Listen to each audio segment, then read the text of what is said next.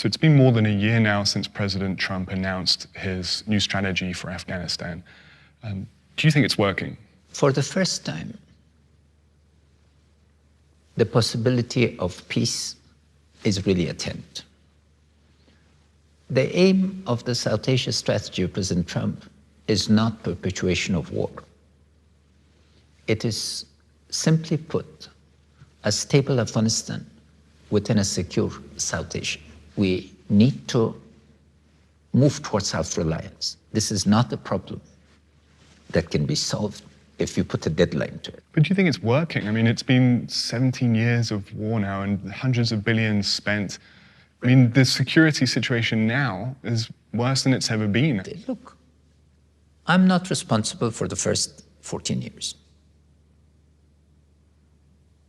Those who are responsible need to answer for that period.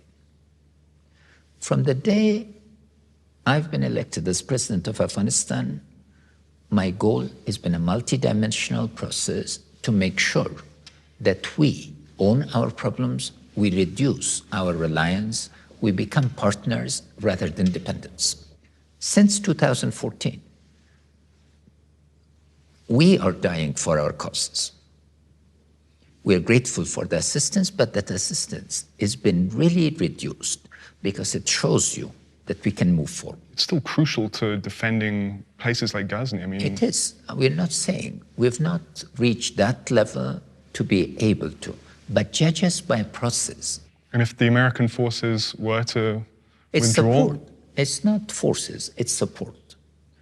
Force is one component. The reason I want to come back to the South Asia strategy, use of force is not the predominant element of this. As a partner, I hope that mutual interest would prevail. The negative case is if Afghanistan collapses, international terrorism is going to have a breeding ground, a launching pad that is going to be unparalleled. What's the significance of what happened in Ghazni to you? I mean, this is a major urban center strategically located less than 100 miles from the capital. How do you see what happened there? There are two aspects of it. One is when the right information got, within 12 hours we recovered. Within 12 hours? Within 12 hours. The first 72 hours, the right information didn't come. It was a failure of intelligence. I mean, we heard they were roaming the streets for days. Absolutely. But the minute the right intelligence came, within 12 hours, we recovered the city.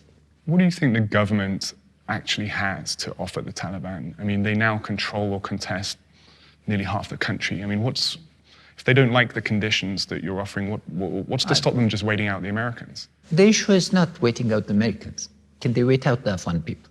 The ceasefire showed that this country is ready for reconciliation. We're offering to overcome the past grievances and move forward. And this, I think, is genuine, because if they insist on a military victory, the rest of the Afghans will not accept it. And what's in it for the Taliban? For the Taliban, legitimacy, participation, end of violence. The worst part of my job is early morning.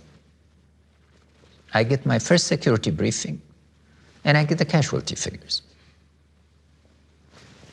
And it's not just that my heart breaks for our security forces, who are true heroes, but also for Taliban. They are Afghans, and I'm president of all of Afghanistan.